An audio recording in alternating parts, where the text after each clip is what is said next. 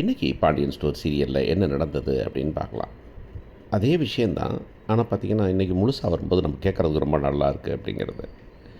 வீட்டில் உட்காந்து பேசிகிட்டு இருக்காங்க. பேசிகிட்டு இருக்கும்போது வந்துட்டு அரசியும் நம்ம மீனாவும் அவன் செந்தில் இருக்காங்க. அப்போ அந்த பொண்ணு ஒரு டவுட் கேட்குது.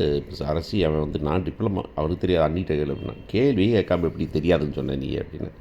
அப்புறம்னா அந்த பொண்ணு கேட்குது, அசைன்மெண்ட் என்ன டைட்டில் எழுதுனா அதான் அப்புறம் நான் சொல்லியிருப்பேனே அப்படின்னு. முதலே கேட்கும்போது அதை கேட்டிருக்கேன் நீ அப்படின்னு சொல்கிறாங்க. அப்புறம் பார்த்தீங்கன்னா வந்துட்டு இந்த பொண்ணு வராரு, பாண்டியன் வராரு. பாண்டியன் வந்துட்டு பணம் கேட்குறாரு அப்படின்ட்டா, பணம் கேட்டால் வந்துட்டு பணம் அவ்வளோலாம் இல்லைங்க அப்படிங்கிறாங்க.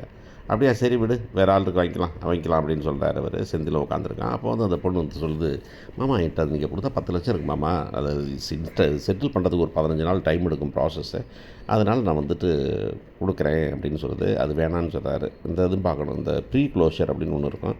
அதெல்லாம் வழக்கமாக உடனே பண்ணிடலாம், எக்ஸ்ட்ரா பணம் கட்டணும் அவ்வளவுதான். அதுக்கு ஏன் 2 வாரம் ஆகுதுன்னு தெரில. ஒரு கவர்மெண்ட் லோனு அப்படின்னு வச்சுருக்காங்களான்னு தெரில, என்ன வித்தியாசமான லோனுன்னு தெரில இது. உடனே அவர் வந்துட்டு, வேண்டாம்மா அது நீ முதல்ல கடனை கட்டி முடி அப்படின்னு சொல்கிறாரு. இல்லை மாமா சும்மா தானே மாமா இருக்குது, 2 வாரம் ஆகும் மாமா, அது வரைக்கும் வச்சுட்டு வாங்கிக்கலாம் மாமா அப்படின்னு சொல்கிறாரு. அப்போ கூட சொல்லுது, மாமா நான் இப்படி கொடுக்குறேன்னு சொல்லிட்டு நான் சம்பாதிக்கிற திமிரில் சொல்கிறேன்னு சொல்லாதீங்க, நான் அந்த பிள்ளை லேசாக குத்தி காமிக்குது அவரை. அந்த நேரத்தில் ஃபோன் வருது இவருக்கு. ஃபோன் வந்து ஃபோனை பார்க்க போகுது. இப்போ பின்னாடியே இவன் போகிறான். போய் பார்த்தாக்க செந்தில் தான் ஃபோன் பண்ணதே. அங்கேயே உட்காந்துட்டு ஃபோன் பண்ணியிருக்கான். உடனே வந்து எங்கே ஃபோன் பண்ணீங்கன்னா, என்ன நீ பாட்ட பேசிட்டு இருக்கிற, நீ 10 லட்சத்தை அவர் கொடுக்குற அப்படின்னு. உடனே என்னங்க அவருக்கு முடியாமல் இருக்காரு, கொடுக்கணும் தானே அப்படின்னு. அதெல்லாம் ஒரு பிஸ்னஸ் விஷயம், அவர் பார்த்துப்பார். அதை வந்து 1000 வச்சுருக்கிறேன், அப்பா சொன்ன மாதிரி முன்னுக்கே கட்ட வேணாம், நம்ம மாதம் மாதம் கட்டிக்கலாம் அப்படின்னு பார்க்குது. உடனே இல்லை அது கூட நானே கட்டிக்கிறேன் நான் அப்படின்னு. கட்டிக்கிட்டு என்ன பண்ண போகிறீங்க அந்த பணத்தை வச்சுன்னு. அந்த பணத்துக்கு ஃபர்னிச்சரா எதுக்கு வாங்கணும் அப்படின்னாங்க. ஃபர்னிச்சர் நம்ம போகிற வீட்டுக்கு, அந்த குவார்ட்டர்ஸ்க்கு அப்படிங்கிறான். உடனே அவன் சொல்கிறது, ஏங்க குவார்ட்டர்ஸ் தான் போகிறதுல முன்னுக்கே முடிவு பண்ணுறோம், அது நீ எடுத்த முடிவு, நான் எடுக்கிற முடிவு வந்து நாங்கள் போகலாம், நம்ம இங்கே இருக்க முடியாது, நம்மளால் அங்கே போய் நம்ம ஃப்ரீயாக இருக்கணும் அப்படிங்கிறான். ஃப்ரீயாகணும் தான் நான் இங்கே இருக்கிறேன் அப்படின்னு. எதுக்கு ஃப்ரீயாக இருக்கிற நீ, அதெல்லாம் முடியாது, நம்ம போகலாம், நீங்கள் பாருங்கள் அப்படி நீங்கள் போகிறது முடியும்னா நீங்களாக போய்க்கிங்க, நான் வர மாட்டேன், தனியாக போயிருந்துக்கங்க அப்படின்னு சொல்லிட்டு அந்த பொண்ணு போகுது.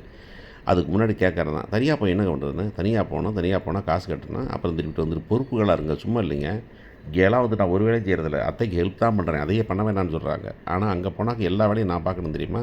எலக்ட்ரிசிட்டி பில்லு கட்டணும், வீட்டை கூட்டணும், வீட்டு பார்க்கணும், பாத்திரம் விளக்குறது ஒரு ஆள் தேடணும், இதெல்லாம் எவ்வளோ வேலை இருக்குது தெரியுமா.